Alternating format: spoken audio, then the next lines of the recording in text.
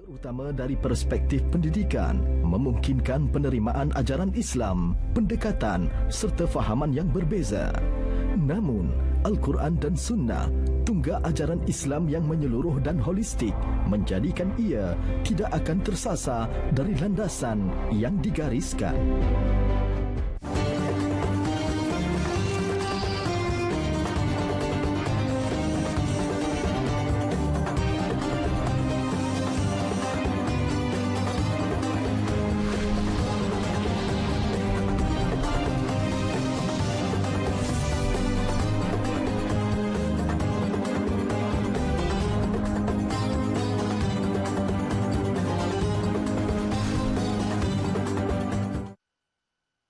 Dari Kuantan, Pahang, kami bawakan secara langsung Forum Perdana Ehwal Islam. Pergi ke pekan membeli bingka, sayang sungguh pesanan terlupa. Pentas forum kini dibuka, ayuh tumpuan kita berikan bersama. Assalamualaikum warahmatullahi wabarakatuh. Salam bahagia dan salam sejahtera khusus buat peminat-peminat Forum Perdana Ehwal Islam setiap Khamis malam Jumaat, tidak berganjak di hadapan kaca TV anda, memberi sokongan kepada kami bagi meneruskan melebarkan ilmu ke seluruh pelosok alam menerusi Forum Perdana Ehwal Islam. Malam ini kami bersiaran secara langsung dari Kuantan, Pahang. Forum yang dianjurkan oleh Kerajaan Negeri Pahang, ditaja oleh Bank Islam Malaysia Berhad, dibawakan kepada anda secara langsung oleh JAKIM dan juga RTM sempena dengan mesyuarat Jawatankuasa Muzakarah Majlis Kebangsaan bagi Hal Ehwal Agama Islam Malaysia yang berlangsung di Negeri Pahang pada kali ini. Dan Alhamdulillah, sempena dengan Muzakarah MKI ini, kita akan mengikuti sebuah lagi forum yang akan mengupas sebuah tajuk yang ada kaitan dengan kehidupan kita. Justru untuk kita mengetahui apakah tajuk yang akan dikupas, sama-sama kita saksikan segmen bingkisan yang disediakan. Tasawuf sebahagian daripada ilmu-ilmu syariat dalam ajaran Islam dan dilihat sebagai suatu kaedah pendekatan jiwa dalam usaha mencari keredaan Allah Subhanahu wa taala melalui pelaksanaan hidup yang berpandukan kepada Al-Quran dan Sunnah. Penekanan ilmu tasawuf ini ialah berkaitan dengan persoalan kerohanian dan kebatinan kerana ia menyentuh hal-hal yang berkaitan dengan perasaan, isi hati, jiwa dan raga manusia. Persoalan itulah yang menguasai akal daripada dinodai oleh syaitan dan hawa nafsu. Di samping sebagai satu jalan yang holistik dalam membentuk zahir dan batin Muslim ke arah kesempurnaan. Kedudukannya sebagai salah satu disiplin ilmu Islam yang sah masih lagi diragui dan diperdebatkan oleh sebilangan masyarakat umum yang tidak dapat menerimanya sebagai satu ilmu dan amalan yang bersumberkan daripada Al-Quran dan Sunnah Nabi sallallahu alaihi wasallam. Ilmu ini sangat penting ke arah menjadi seorang Muslim yang sempurna. Namun, ia bukan mudah kerana memerlukan keyakinan yang kuat kepada Allah Subhanahu wa taala. Tambahan pula, dengan bahasa dari sebahagian besar kitab-kitab tasawuf ini ditulis padat dengan istilah sufi yang jarang dibincangkan dalam kalangan awam. Pada asasnya, ilmu tasawuf ini adalah satu ilmu pengamalan pembersihan jiwa yang sesuai dengan syarak, ilmu akhlak dan sifat ihsan dalam ibadah. Ia terbukti melalui pelbagai pujian dan pengiktirafan tokoh-tokoh ahli sunnah wal jamaah bahawa tasawuf sememangnya satu disiplin ilmu yang sah bersumberkan Al-Quran dan Al-Sunnah. Demikian tadi segmen bingkisan yang sama-sama kita saksikan sebagai latar belakang perbincangan topik kita tasawuf merawat jiwa. Terlebih dahulu saya mengalu-alukan kehadiran yang amat berhormat Datuk Seri Wan Rosdi Wan Ismail, Menteri Besar Kerajaan Negeri Pahang, dan juga yang berbahagia Datuk Haji Wan Zahidi Wan Teh, Pengerusi Jawatankuasa Muzakarah Majlis Kebangsaan bagi Hal Ehwal Agama Islam, Ashabus Samahah, Mufti-Mufti, ahli-ahli Jawatankuasa Muzakarah, Yang Amat Arif Ketua Hakim Syar'i Negeri Pahang, Yang berhormat Datuk Seri Said Ibrahim, Esko Kerajaan Negeri serta barisan Esko yang lain, seterusnya hadirin dan hadirat yang dihormati sekalian. Saya ingin memperkenalkan dua panel istimewa kita pada malam ini bagi mengupas tajuk Tasawuf Merawat Jiwa. Saya perkenalkan panel kita yang pertama di sebelah kiri saya. Anak muda kelihatannya dan memang seorang yang muda tetapi penuh ilmu di jiwanya. Yang berbahagia Dr. Muhammad Aiman Al-Akiti, pensyarah kanan di Universiti Islam Antarabangsa Malaysia dan juga merupakan fellow kehormat Institut Kefahaman Islam Malaysia IKIM. Assalamualaikum Doktor. Waalaikumsalam warahmatullahi wabarakatuh. Kalau Dr. Afifi Al-Akiti, anak Melayu pertama dilantik sebagai fellow di Oxford University, Dr. Aiman merupakan anak Melayu pertama yang mendapat PhD dari universiti tertua di dunia, Quraim Maghribi, betul? Al-Qarawiyin. Al-Qarawiyin, Maghribi. Tahniah kepada keluarga Al-Akiti atas pencapaian tersebut. Terima kasih. Panel kita yang kedua, sudahlah handsome, penuh ilmu di dada, Habib Ali Zainal Abidin bin Abu Bakar Al-Hamid, pengerusi Yayasan Ar-Riayah yang juga merupakan pembimbing Majlis Ta'lim Darul Murtada Kuala Lumpur. Assalamualaikum Habib. Waalaikumsalam warahmatullahi wabarakatuh. Betul ke Habib? Orang kata kalau kita duduk di sebelah orang handsome, kita akan kelihatan handsome. Kalau kita duduk di sebelah orang ada ilmu, kita akan merasakan diri kita juga berilmu. Kalau kita duduk dengan orang kaya, kita juga kelihatan seperti orang kaya. Boleh diterima ataupun tak boleh diterima. Pepatah Arab mengatakan manjalas janas. Siapa orang yang duduk dengan seseorang yang memiliki kriteria akan mendapatkan kriteria tersebut. Alhamdulillah, saya duduk di sebelah orang-orang yang handsome, saya kelihatan handsome malam ini. Betul tak tuan-tuan dan puan-puan? Macam jealous je kan, tak nak mengaku kan. Ustazah Hakimah dia tersenyum tu artinya dia memberi pengiktirafan lah. Baik, kita kembali kepada perbincangan topik kita, tasawuf merawat jiwa. Sebelum kita nak bincangkan banyak isu tentang tasawuf, saya nak mulakan dengan anak muda Dr. Aiman tentang tasawuf. Apa latar belakang tasawuf, dan ada juga dakwaan-dakwaan yang mengatakan bahawa tasawuf ini sebenarnya bukan bersumberkan daripada Al-Quran dan As-Sunnah. Mungkin doktor boleh mulakan sebagai mukadimah. Bismillahirrahmanirrahim. Alhamdulillahirabbil alamin. Assalatu wassalamu ala asyrafil anbiya'i wal mursalin wa ala alihi wa ashabihi ajmain. Amma ba'du. Untuk menjawab persoalan tersebut, kita kena faham bahawa Islam ketika lahir di Hijaz pada waktu itu, bahasa yang digunakan adalah bahasa Arab, yang mana melalui Al-Quran dan Sunnah Nabi Muhammad SAW, Islam ini diasaskan. Maka kita kena faham Islam ketika diasaskan oleh Rasulullah SAW bukanlah dijadikan suatu fan ilmu yang tertentu wabil khusus, atau kita kata seperti adanya ilmu matematik, ilmu fizik dan lain-lain. Tapi Islam adalah apa yang dibawa oleh Nabi Muhammad SAW. Itu adalah Islam. Maka ketika itu tidak ada istilah tasawuf sebagai satu fan ilmu. Itu tidak ada. Jadi kalau orang kata bagi saya satu hadis Nabi Muhammad SAW yang menyebut kalimat at-tasawuf, memang tak wujud. Kerana apa? Kerana tasawuf itu diamalkan oleh umat Islam di zaman Rasulullah SAW, oleh para sahabat dan juga oleh baginda Rasulullah SAW. Dan diertikan, diambil dan diserap dari segala Al-Quran dan Sunnah tersebut. Barulah ulama yang datang beberapa kurun setelah tersebut, setelah waktu itu, dan menyusunnya menjadi suatu fan-fan ilmu. Maka ulama-ulama tasawuf mengatakan asal usul tasawuf adalah juga dari kalimat ihsan. Kerana apa? Kerana dia mempercantik, memperelok ibadah kita, yang berasal daripada suatu hadis yang kita tahu, iaitu hadis Jibril kita panggil, yang terkenal, di mana malaikat Jibril datang bertemu Rasulullah SAW di depan para sahabat, bertanyakan 3 soalan yang terkenal. Pertama adalah Islam yang diibaratkan sebagai syariat atau fiqh. Lalu yang kedua adalah iman yang berkaitan dengan kepercayaan, iaitu akidah. Dan yang ketiga adalah ihsan. Maka apa jawab baginda Nabi Muhammad sallallahu alaihi wasallam? Iaitu an ta'budallah ka'annaka tarahu. iaitu engkau beribadah kepada Allah seolah-olah engkau melihatnya.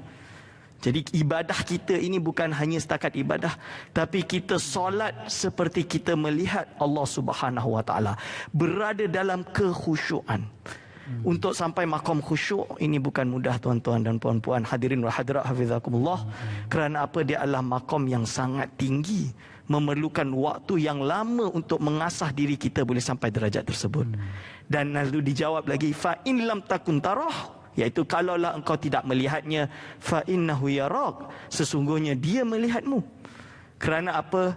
Kalaupun kita tidak boleh mendapatkan khusyuk dalam ibadah kita, kita kena setiap hari menjaga hati kita, menjaga diri kita, kerana sesungguhnya Allah Subhanahu Wa Taala Maha melihat kita.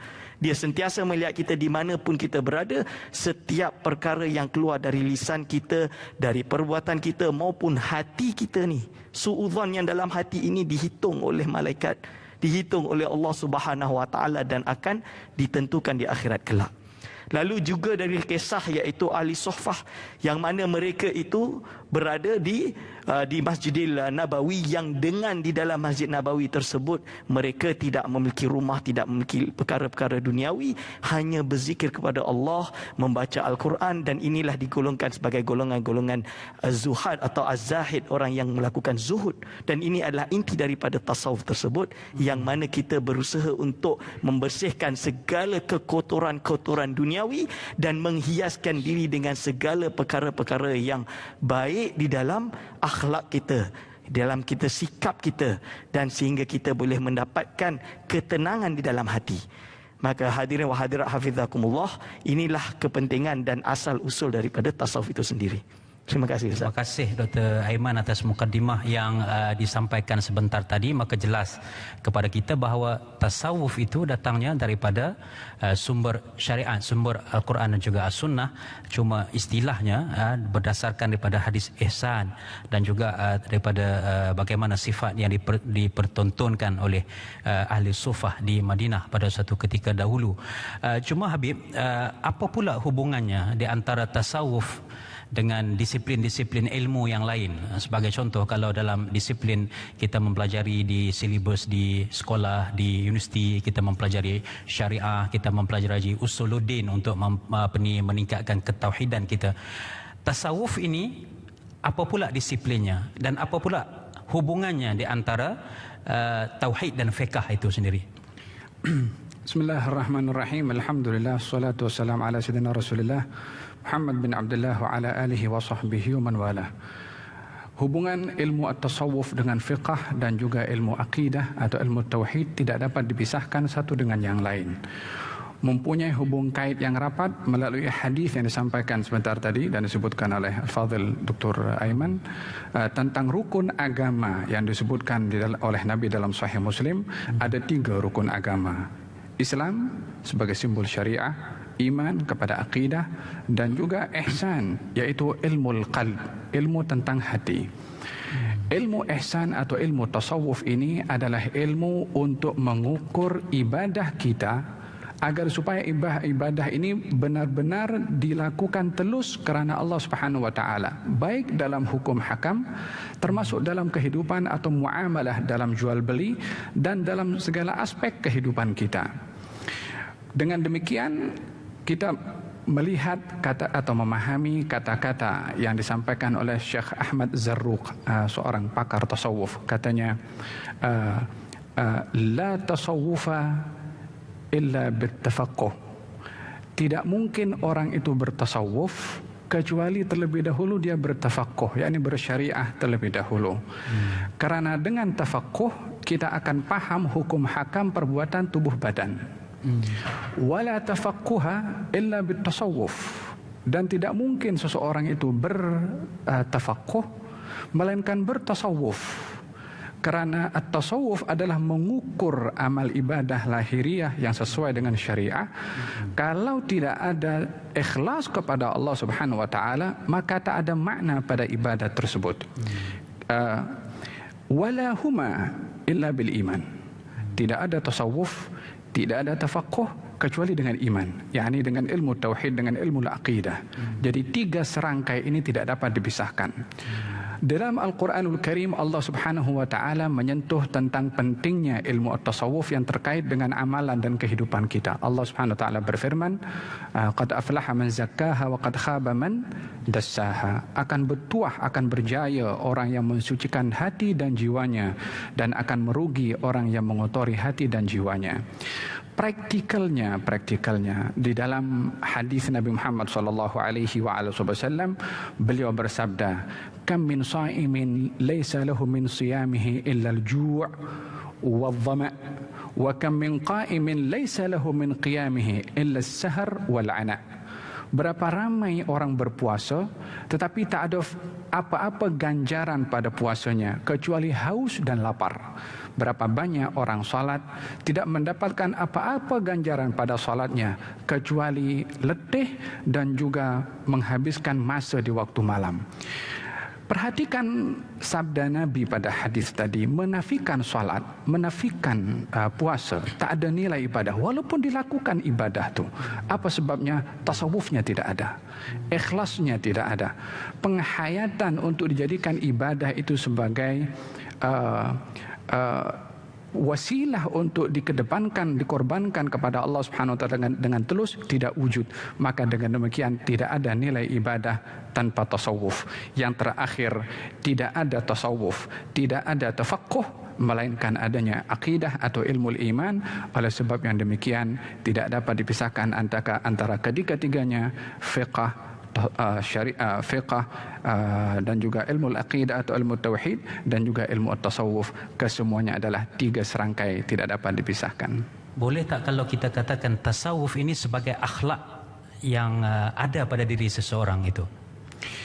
Ya, hakikat daripada tasawuf muamalah kepada Allah Subhanahu wa taala, yang ianya menjadi landasan muamalah kita dengan semua makhluk. Bukan hanya kita berakhlak kepada manusia, bahkan kepada alam ini pun kita perlu untuk berakhlak. Baiklah, terima kasih kepada Habib di atas penjelasan sebentar tadi. Pusingan yang pertama membuka minda kita tentang tasawuf dan juga kepentingannya dalam kehidupan kita sehari-hari. Namun walaupun kita telah jelas daripada huraian kedua-duanya, namun masih lagi ada dalam pemikiran dan juga kefahaman sesetengah masyarakat tentang tidak perlunya tasawuf, ataupun tasawuf ini adalah bersumberkan kepada akal semata-mata, adalah merupakan falsafah semata-mata, dan timbul di sana perbezaan pandangan di kalangan para ulama itu sendiri. Itu saya nak minta Dr. Aiman huraikan, tapi bukan sekarang, selepas kita berhenti rehat seketika.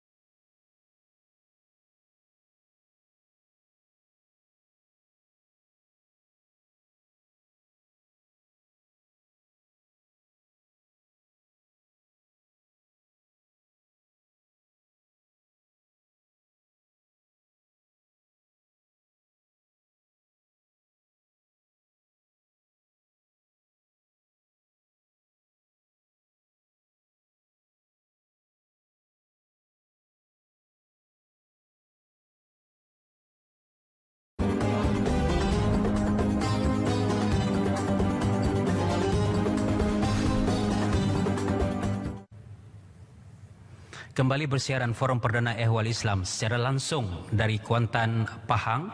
Forum dianjurkan oleh Kerajaan Negeri Pahang, ditaja oleh Bank Islam Malaysia Berhad, dibawakan kepada anda oleh JAKIM dan juga RTM. Kita membincangkan tajuk tasawuf merawat jiwa bersama dengan Dr. Aiman Al-Akiti dan juga Habib Ali Zainal Abidin. Baik, kalau persoalan yang sering timbul di kalangan masyarakat kita, kalaulah tasawuf ini merupakan satu disiplin ilmu, satu cabang ilmu yang bersumberkan mengamalkan Al-Quran dan As-Sunnah. Namun di sana kenapa masih terdapat perbezaan pandangan di kalangan para ulama tentang amalan-amalan ataupun perkara-perkara yang dikaitkan dengan tasawuf? Saya nak minta panel Dr. Aiman memberi penjelasan selanjutnya. Bismillahirrahmanirrahim. Ini kerana ada dua faktor. Yang pertama adalah faktor dalaman, yang kedua faktor luaran.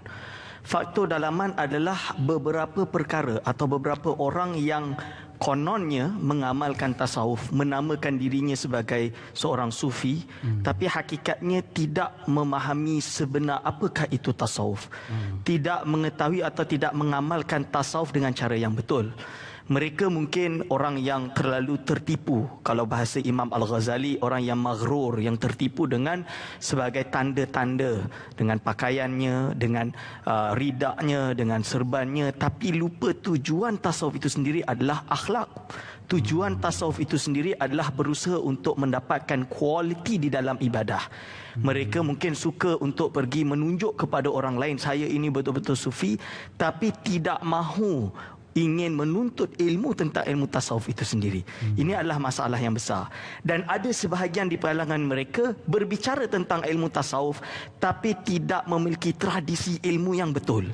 Tidak memiliki landasan pendidikan cara yang betul di dalam ilmu tasawuf. Sehingga kan datang mencari tasawuf untuk mencari perkara-perkara yang mencari-cari adat atau dipanggil sebagai karamah. Belajar kenapa berpuasa saya nak terbang. Kenapa buat ni kerana saya nak melakukan ini. Itu tak betul. Padahal kita tahu bahawa tujuan tasawuf adalah tasfiyatul qulub, membersihkan hati. Dan Imam Ibn Zakri disebut di dalam baitnya, insabatat lin nafsil istiqamah fatilka lil abdi hiyal karamah. Iaitu kalaulah sabit bagi seseorang itu istiqamah, maka inilah karamah yang sebenar-benarnya. Istiqamah ini adalah dia sentiasa mudawamah di dalam amal ibadah dia. Dia sabit di dalam akidahnya. Dia sabit di dalam segala perbuatan-perbuatan baiknya. Dan ini perkara yang tidak mudah, tuan-tuan dan puan-puan. Ini memerlukan latihan yang lama dengan bimbingan seorang guru untuk agar supaya muridnya ini menjadi orang yang disiplin di dalam ibadah kita. Dan faktor yang kedua adalah faktor luaran, iaitu di mana mungkin ada beberapa orang yang tidak faham tentang ilmu tasawuf, yang akhirnya mentohmah tasawuf dengan berbagai perkara. Ini yang dipanggil oleh Imam Al-Ghazali rahimahullah di dalam kitabnya, mengatakan bahawa manusia ini adalah musuh terhadap apa yang mereka tidak tahu. Kerana apa? Bila dia tidak tahu, maka keluarlah pendapat-pendapat yang kononnya tasawuf ini adalah sesat, adalah bid'ah, tidak ada di dalam Al-Quran dan Sunnah. Golongan ini adalah bukan seperti mengikut Rasulullah SAW dan lain-lain.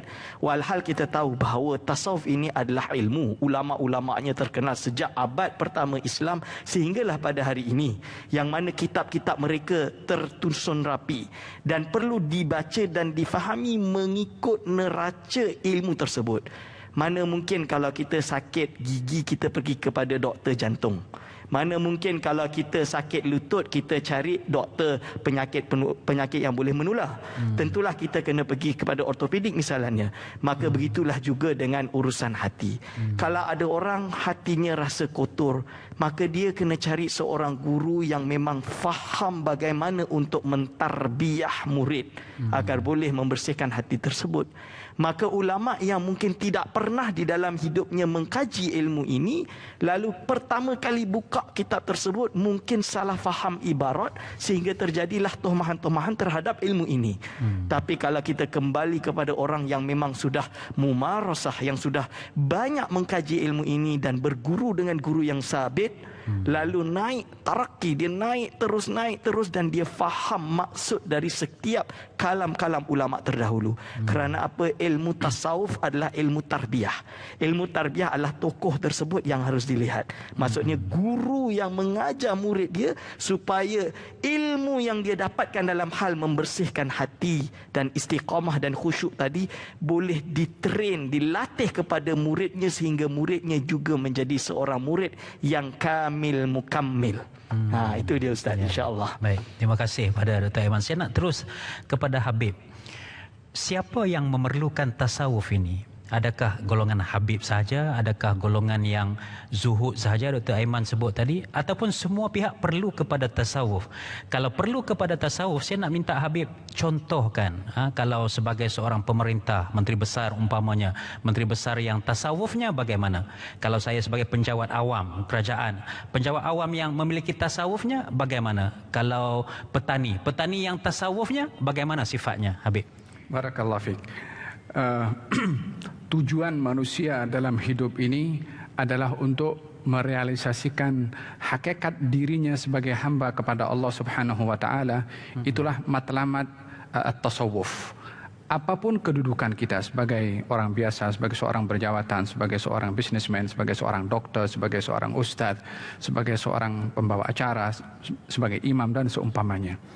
Kalau kita merujuk kepada firman Allah Subhanahu wa taala di dalam Al-Qur'anul Karim, "Wa ma khalaqtul jinna wal insa illa liya'budun." Aku tidak ciptakan jin dan manusia kecuali untuk mengabdikan diri. Sayyidina Abdullah bin Abbas ketika menafsirkan liya'budun adalah liya'rifun, untuk kenal kepada aku, liya'rifuni, untuk kenal kepada aku, yakni Allah Subhanahu wa taala. Oleh sebab yang demikian, hakikat ibadah seseorang dalam hidup ini adalah untuk kenal kepada Allah melalui ibadahnya kepada Allah Subhanahu wa taala. Oleh sebab yang demikian, ilmu tasawuf ini amat penting di dalam seseorang itu menjalankan amanah yang diberikan oleh Allah. Amanah yang diberikan oleh Allah kepada seseorang terkait kepada dua perkara penting. Yang pertama adalah amalan luaran, yang kedua adalah amalan dalaman. Amalan luaran manusia ini ada perintah, ada larangan. Perintah seperti salat, zakat, haji, berpuasa dan seumpamanya. Larangan pada luaran mencuri, berzina, minum arak dan seumpamanya. Kesemua ini amalan luaran yang diperintah dan juga dilarang. Amalan dalaman ada perintah juga ada larangan. Yang diperintah ikhlas, kemudian qanaah, zuhud, wara', kemudian tawadhu. Ini bahagian daripada perintah kepada amalan hati. Ada juga larangan pada amalan hati seperti buruk sangka, takabur, sombong, riya. Kesemua amalan ini ada perintah ada larangan yang terkait dengan luaran dan juga terkait dengan dalaman. Ilmu tasawuf adalah yang memerhati bagian perintah dan juga larangan pada amalan dalaman. Ala inna fil jasadi mudghah idza saluhat saluhal jasadu kulluh wa idza fasadat fasadal jasadu kulluh ala wahyal qalbu. Dalam tubuh badan manusia ini ada seketul daging. Kalau elok daging ini, eloklah amal perbuatan tubuh badan. Kalau rosak seketul daging ini, rosaklah amal tubuh badan, yaitu seketul daging tadi adalah hati. Oleh sebab yang demikian, Nabi menyentuh tentang perkara ini bahwasanya Allah hanya memandang kepada manusia adalah tentang hatinya. Kalau kita melihat di dalam sejarah baginda Rasulullah sallallahu alaihi wasallam yang mengajar kepada para sahabat untuk bertawadhu yang sifatnya itu adalah sifat hati seseorang, adalah kita melihat daripada bagaimana Sayyidina Umar bin Khattab radhiyallahu anhu arda, walaupun dalam kedudukannya sebagai Amirul Mukminin, akan tetapi beliau sempat membantu seorang badui di kemahnya yang istrinya sedang hamil dan ingin melahirkan. Maka beliau sendiri Sayyidina Umar sebagai seorang pemimpin kaum mukminin pada ketika itu memanggil istrinya Ummu Kalthum. Gal, mari kita tolong orang ini. Maka ditolonglah oleh Sayyidina Umar bin Khattab bersama dengan istrinya. Sayyidina Umar bersama dengan suami wanita yang akan melahirkan sedang menyiapkan makanan. Istri Sayyidina Umar waktu itu membantu istri seorang badui tadi untuk kelahiran bayi yang ketika itu sudah tiba waktu melahirkan. Dengan demikian kita melihat bahwasanya perlunya seseorang kepada ilmu tasawuf bukan hanya dalam ibadah sahaja, tetapi dalam muamalah. Tidak terhad kepada seorang biasa, tetapi kepada siapapun sebagai hamba Allah Subhanahu wa taala amat memerlukan kepada at-tasawuf, karena ianya adalah merupakan ukuran kedudukan seorang hamba di sisi Allah Subhanahu wa taala adalah melalui ilmu at-tasawuf. Oleh sebab yang demikian, kalau kita melihat di dalam hadis Nabi Muhammad sallallahu alaihi wasallam yang ringkasnya tentang pentingnya tasawuf itu dalam kehidupan kita, dalam hadis yang diriwayatkan dalam Sahih Bukhari, kalau ada 3 golongan yang nanti di hari kiamat akan dicampakkan ke dalam neraka. Yang pertama orang berilmu, yang kedua dan orang yang membaca Quran, orang bersedekah, dan juga orang yang berjihad fisabilillah. Nampaknya ibadah ini adalah ibadah yang istimewa, tetapi karena yang berilmu tadi takabur dengan ilmunya, yang ahli Quran takabur dengan Qurannya, yang berjihad adalah riya untuk mendapatkan kepujian, yang berinfak adalah mengharapkan kepujian juga, la jihadnya, wala infaknya, wala ilmunya, wala Qurannya bermanfaat bagi orang tersebut.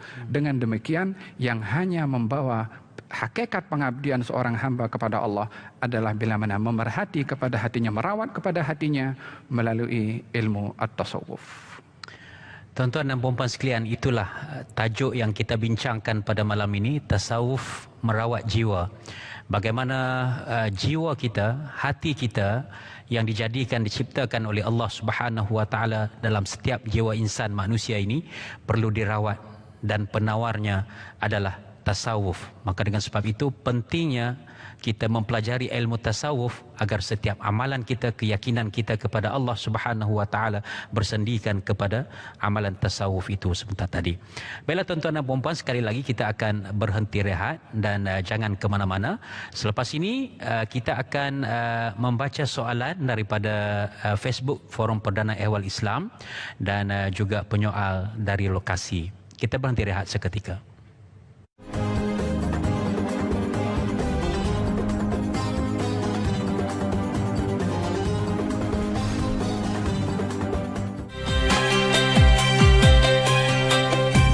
Inilah yang saya cari. Apa yang saya lama ni, yang saya cari dan saya dapat sekarang ni. Sebenarnya mereka ini sedar dan faham pilihan mereka itu sudah menyimpang jauh daripada fitrah manusia, tapi masih suka untuk membuang tabiat lama. Di mana silapnya? Kawan-kawan kadang-kadang dia orang tak support sangat kita kan, bila kita nak berhijrah dengan salah satu gini lalu alah tak peduli apa semua. Jadi berilah peluang, kita tidak membina gap jurang antara golongan ini ataupun antara asnaf ni dengan masyarakat awam.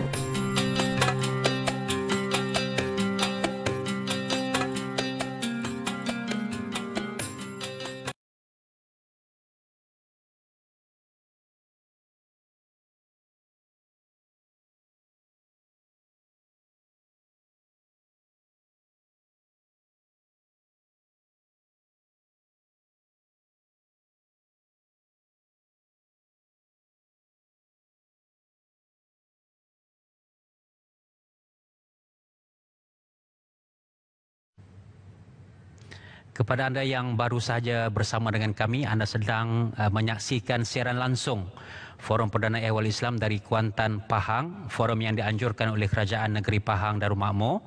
Forum ditaja oleh Bank Islam Malaysia Berhad, dibawakan oleh JAKIM dan juga RTM. Forum ini sempena dengan mesyuarat Jawatankuasa Muzakarah Majlis Kebangsaan bagi Hal Ehwal Agama Islam Malaysia kali ke-117.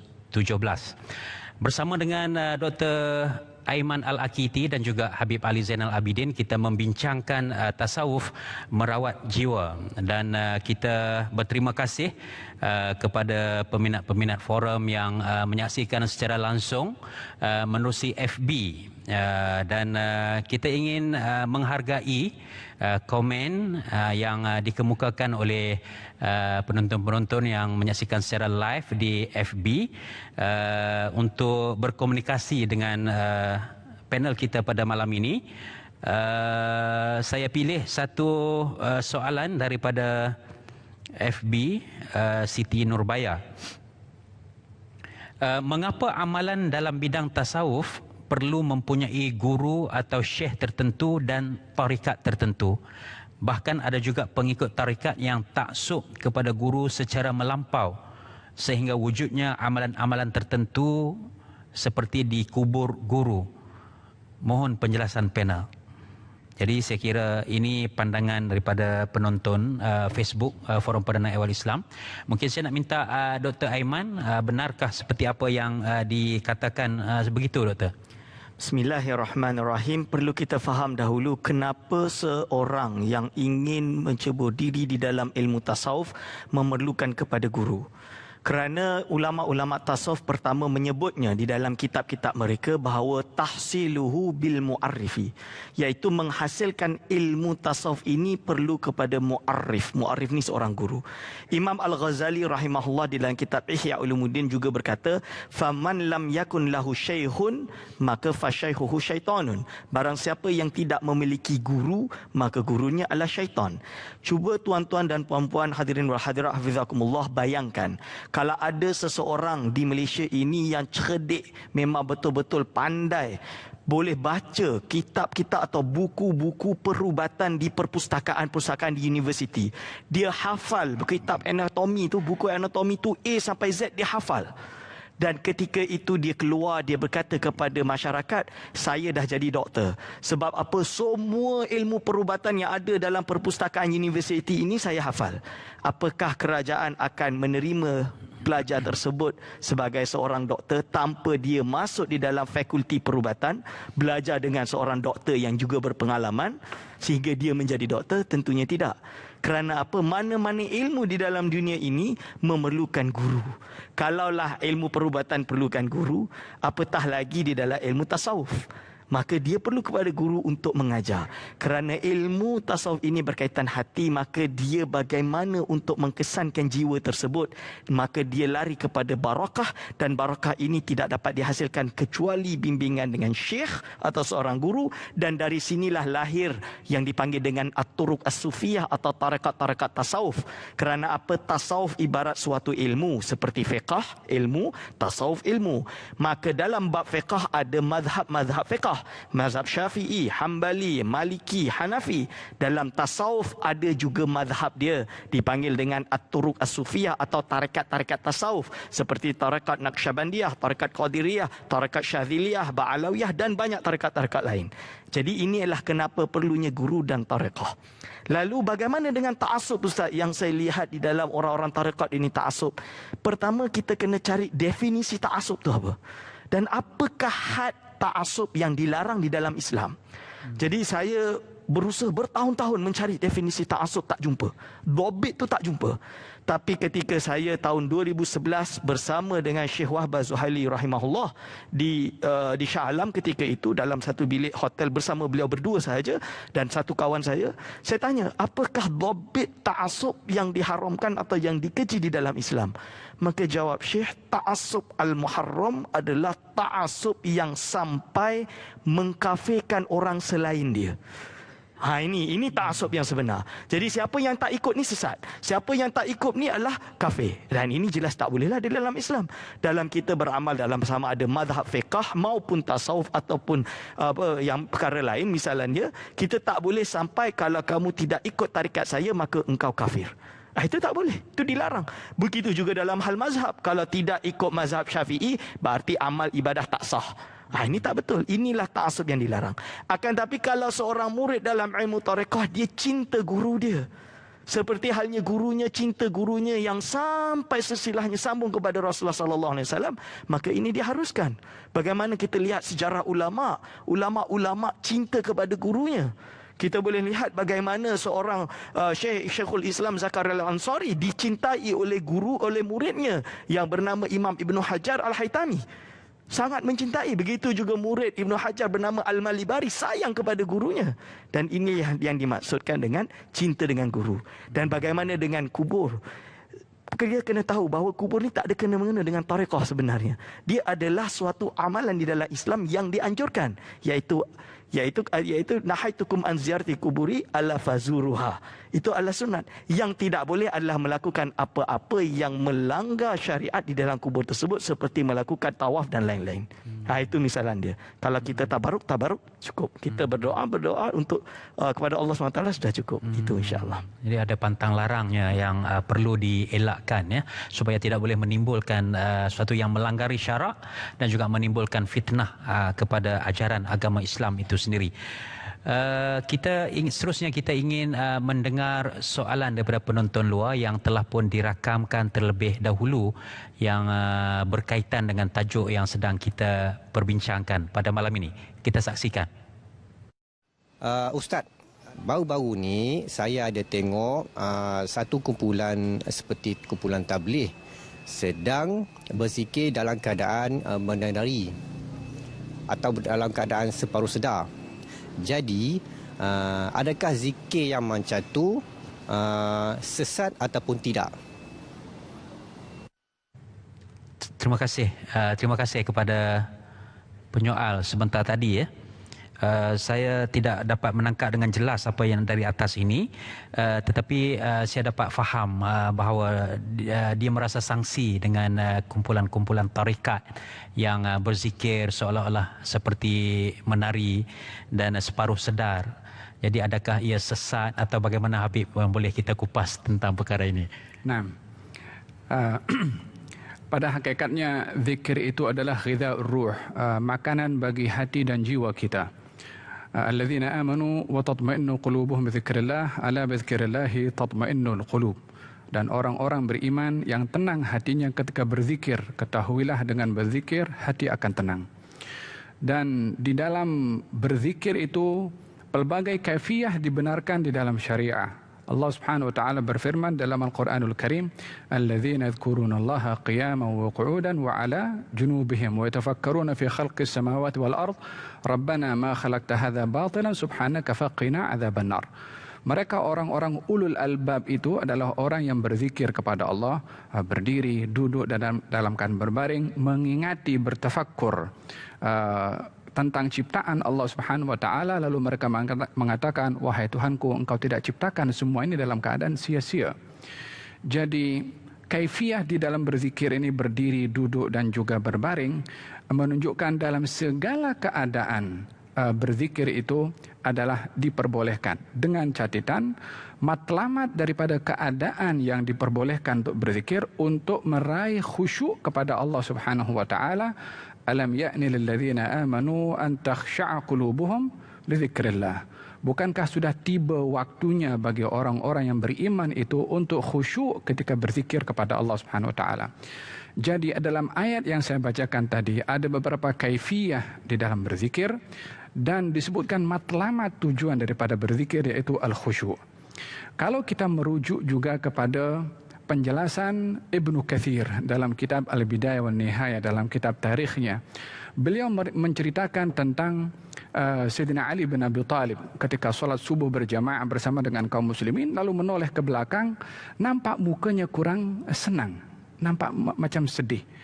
Kemudian beliau mengatakan, aku mengingati tentang orang-orang yang terdahulu, yakni sahabat Nabi Muhammad SAW.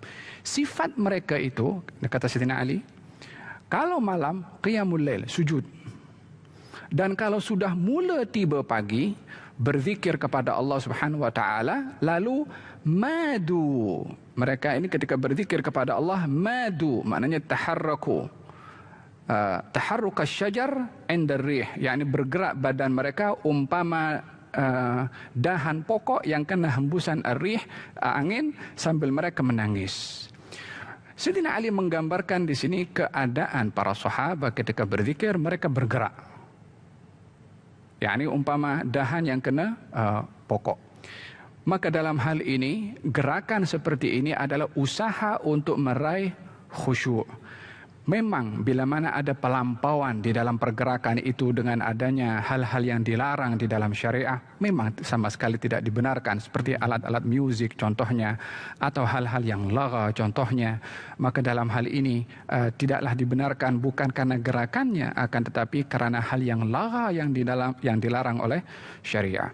Kalau kita merujuk jauh ke zaman Nabi Muhammad SAW, beliau ketika membangun masjid sendiri, beliau sendiri sambil membawa batu, sambil berzikir, Allahumma la aisha illa aishul akhirah, farhamil ansar wal muhajirah. Ya Allah, tidak ada kehidupan sebenar kecuali di akhirat. Rahmati orang ansar dan juga kaum muhajirin. Sambil mengangkat batu, berzikir dan berdoa kepada Allah Subhanahu wa taala, ianya adalah gerakan itu bukan tujuan tetapi wasilah untuk mendapatkan khusyuk kepada Allah Subhanahu Wa Taala. Walaupun Imam Nawawi lebih cenderung untuk orang berzikir itu dalam keadaan sukun, yang dalam keadaan tenang, suasana tenang pun anggota tubuh badan. Ada kalanya orang tidak boleh untuk begitu karena akan boleh membawa tidur mungkin, ya kan. Jadi pergerakan itu adalah wasilah untuk meraih al-khusyuk. Jadi dalam hal ini, bila mana kita melihat daripada beberapa dalil yang saya sebutkan tadi, pergerakan, kata Junaid bin Muhammad Sayyidut Taifah, ini seorang ahli tasawuf terkemuka. Beliau mengatakan, "Idza ra'aitan nas yatawajaduna wa yatamayalun." Kalau kamu tengok orang dalam berzikir bergerak macam ni, yakni ada macam seumpama tarian, kamu jangan larang mereka. Sesungguhnya mereka sedang bergembira dengan Allah Subhanahu Wa Taala. Lau dhuqtahum madzaqahum azzartahum.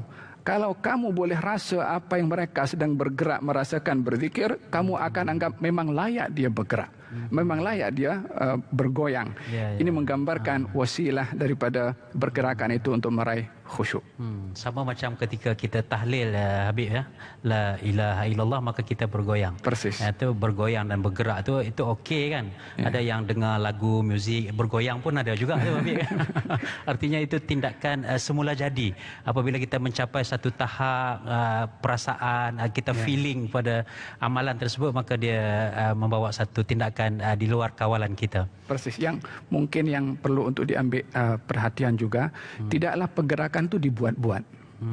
Bermakna bukanlah bersandiwara ketika bergerak, tetapi memang betul bergerak untuk meraih khusyuk, bukan main-main atau memaksakan diri. Ya, terima kasih Habib atas penjelasan. Diharapkan kepada saudara Muhammad Irvin, ya, yang membukakan persoalan tadi, dan juga kita semua mendapat manfaat daripada penjelasan daripada Habib sebentar tadi. Baik tuan-tuan dan puan-puan, sekali lagi kita mohon untuk berhenti rehat seketika.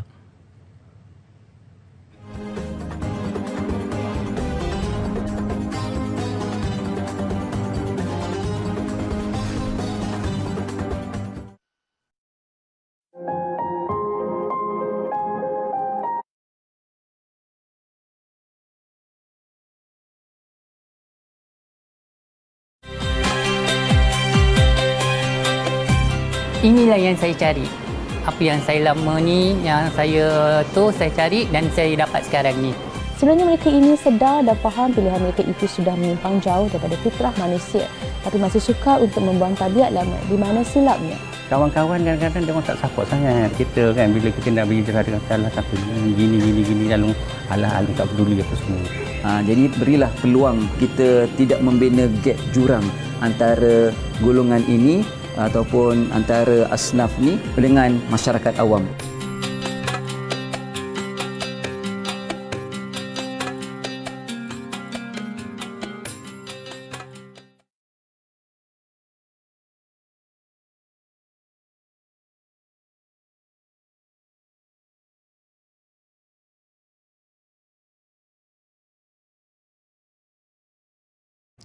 Alhamdulillah, terima kasih kepada anda yang terus setia bersama dengan kami di TV1 menyaksikan siaran secara langsung Forum Perdana Ehwal Islam dari Kuantan, Pahang. Terima kasih kepada Kerajaan Negeri Pahang, Bank Islam Malaysia Berhad, JAKIM dan juga RTM yang telah berkolaborasi menjadikan forum kita pada malam ini sempena dengan muzakarah Jawatan Kuasa Majlis Kebangsaan bagi Hal Ehwal Agama Islam MKI kali ke-117. Baik, sedar tidak sedar forum kita telah pun hampir 1 jam.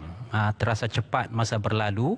Banyak yang ingin saya kemukakan kepada dua panelis kita pada malam ini, Dr. Aiman dan juga Habib Ali Zainal Abidin.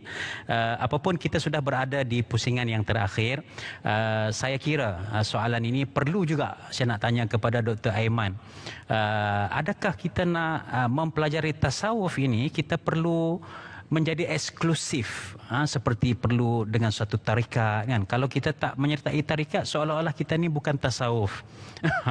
Jadi stigma seperti itu bagaimana yang boleh kita huraikan kepada masyarakat supaya kita dapat merakyatkan tasawuf kepada seluruh lapisan masyarakat? Bismillahirrahmanirrahim. Perlu kita faham bahawa tasawuf cara belajar dia ada beberapa peringkat. Kalau peringkat awal seorang pelajar budak yang masih baru menuntut ilmu, justru kebanyakan atau saya rasa hampir semua madrasah-madrasah, pondok-pondok kita tidak menganjurkan pelajar tersebut untuk masuk dalam tarekat, tapi mempelajari ilmu tasawuf dari kitab-kitab akhlak dan adab. Ini dipanggil dengan tasawuf akhlaki. Kerana apa? Dia perlu untuk belajar ilmu-ilmu yang lain, iaitu seperti ilmu alat. Dia perlu mempelajari ilmu bahasa Arab, ilmu bayan, ma'ani, dan juga mempelajari Al-Quran dan Sunnah, fiqh contoh dia, usul fiqhnya dan lain-lain. Dan di pada waktu yang sama, mereka mempelajari kitab Bidayatul Hidayah, kitab kecil dari Imam Al-Ghazali yang mengajarkan akhlak. Supaya apa? Walaupun belajar ilmu akidah, ilmu fiqh, jangan sampai lupa elemen yang terpenting, iaitu akhlak. Akan tapi kalau orang tersebut dia sudah naik ke derajat yang lebih tinggi dan dia perlu kepada banyaknya berzikir, maka dia tidak boleh beramal begitu sahaja. Bagaimana saya nak beramal? Saya nak bacalah Allah 100,000 kali tanpa bimbingan guru ketika itu. Macam mana? Ini takut akan menyebabkan dia tidak terkawal dirinya. Maka dia perlu kepada bimbingan guru, dan di sinilah dia masuk tarekat. Dan tarekat ini jangan dianggap sebagai sesuatu yang eksklusif, tidak. Jadi semua tarekat yang muktabarah kita panggil atau yang dianggap adalah sepatutnya menolong sesama sendiri, menolong kawan, menolong kawan, kerana semuanya adalah tujuannya berdakwah kepada Allah supaya semuanya menjadi muslimin yang istiqamah, sabit di dalam agama Allah Subhanahu wa taala. Ini yang kita perlu betulkan persepsi. Dan yang ketiga adalah kita kena faham bahawa tasawuf at-tariqah telah memberikan suatu sumbangan yang besar terhadap umat Islam yang ada di alam Melayu ini. Apabila kita sebut alam Melayu, bukan hanya di Malaysia, akan tapi di seluruh Nusantara. Kalau kita lihat sejarah-sejarah ulama, bagaimana Wali Songo, 9 wali yang terkenal adalah seorang sufi. Saya ada kitab, salah satu buku khusus yang membahas tentang tasawuf Sunan Bonang dan lain-lain. Maka oleh itu kita perlu kepada, iaitu kembalikan kepada turas tersebut. Itu Ustaz. Jadi kena pada ilmu dalam ilmu tasawuf. Betul. Terima kasih Dr. Aiman atas penjelasan tersebut. Dan akhirnya ini kesimpulan akhir Habib. Sepanjang perbincangan kita tentang persoalan-persoalan, tentang isu-isu, sama ada yang saya kemukakan ataupun penonton-penonton kita yang kemukakan, apa yang dapat Habib rasakan tentang masa depan tasawuf ini di Nusantara ini khususnya, dan juga cabaran-cabaran yang perlu dihadapi oleh kita sebagai para agamawan, para ulama, institusi-institusi yang ada dalam negara kita ini, apa yang perlu kita lakukan?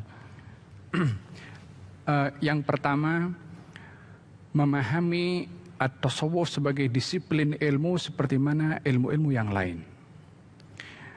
Kita tidak boleh menghukum tasawuf itu sesat karena perbuatan orang-orang yang keliru di dalam praktis ilmu at-tasawuf. Seperti mana kita tidak boleh membuang ilmu mustalah hadis atau ilmu hadis karena adanya orang-orang yang memalsukan hadis.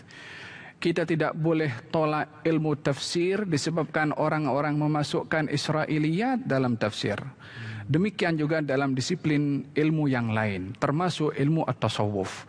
Tidaklah dimomokkan atau ditakut-takutkan tentang at-tasawuf disebabkan oleh kerana orang-orang yang salah dalam praktis kepada ilmu tasawuf itu sendiri.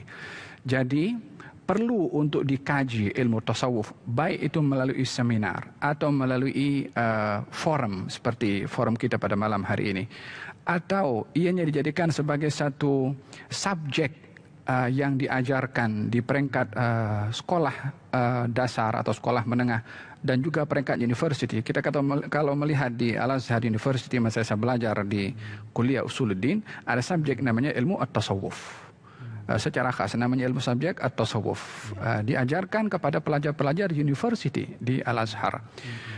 Ianya adalah usaha untuk mentasawufkan pelajar dan mentasawufkan masyarakat.